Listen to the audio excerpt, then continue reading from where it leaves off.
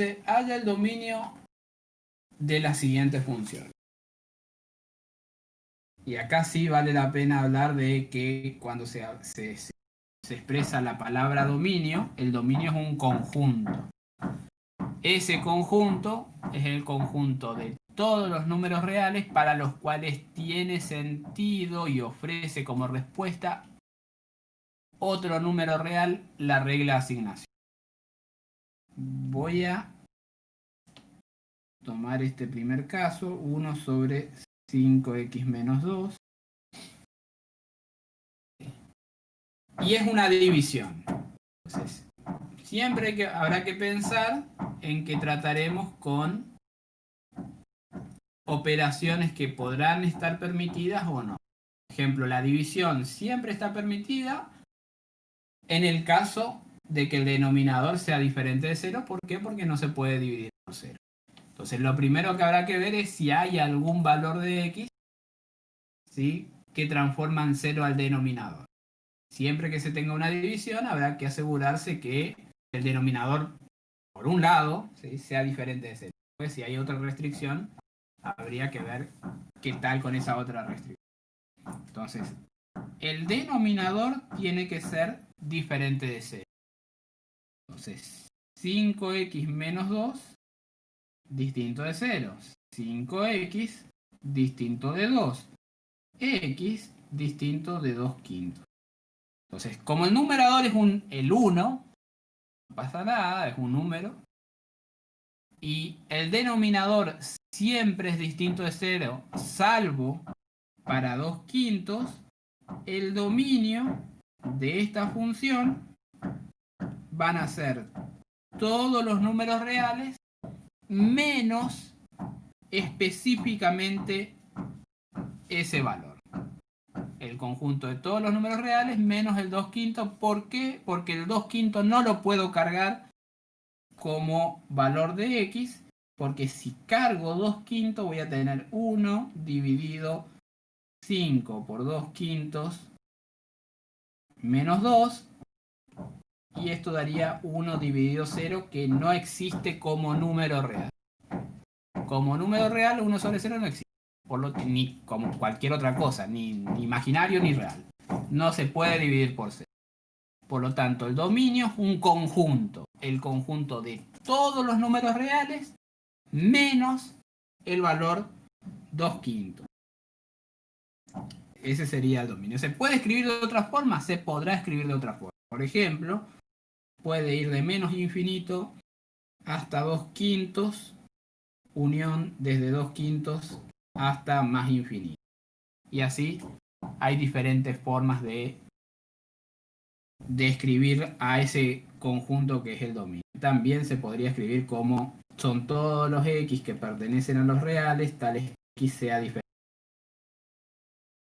Esta, si se quiere, es la más escueta. Por ahí ustedes eligen el formato. Por comprensión, las tres, bueno, el primer caso está dado por comprensión y este tercer caso también.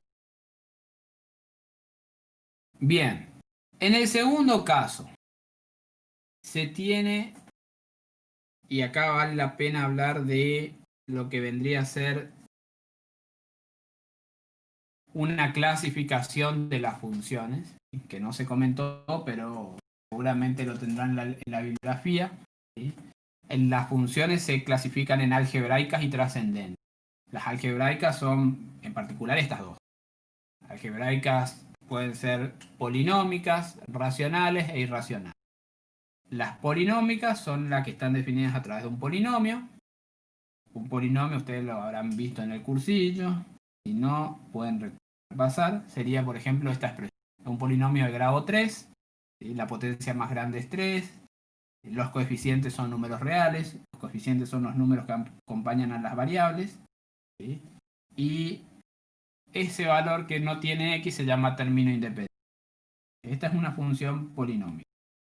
Y toda función polinómica, siempre que la reconozcamos, ¿sí?, el dominio de cualquier función polinómica van a ser todos los números reales. El dominio de cualquier función polinómica son todos los números reales. ¿Por qué? porque no interesa qué valor cargue, qué valor le dé a x, siempre la respuesta va a ser otro número real. ¿Por qué? Porque ese valor de x elevado al cubo va a ser un número real. Multiplicado por un medio va a ser un número real. Si le sumo ese valor elevado al cuadrado va a ser un número real. Por 6 va a ser un número real. Si le resto la raíz de 2 va a seguir siendo un número real. Operando, eso vendría a ser algo parecido a lo que ustedes ya vieron cuando estudiamos estructuras algebraicas y la ley de composición interna. ¿Sí? La operatoria algebraica entre números reales da otro número real. Ahora, la división, en el caso anterior, no siempre da un número real. La división, si el denominador es 0, no existe. Entonces hay que sacar aquel o aquellos valores que transformen al denominador en 0. En este caso particular hay uno solo, pero podrían haber más. Podrían haber incluso infinitos valores.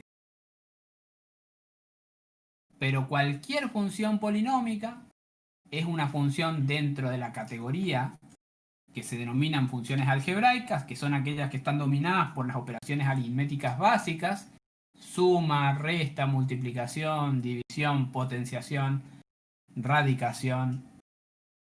¿Sí? Esas son las funciones algebraicas. Acá hay una multiplicación de un medio por x al cubo, acá hay una multiplicación de 6 por x al cuadrado y acá hay una resta por raíz de 2. ¿Raíz de 2 es un número real? Sí, es un número real.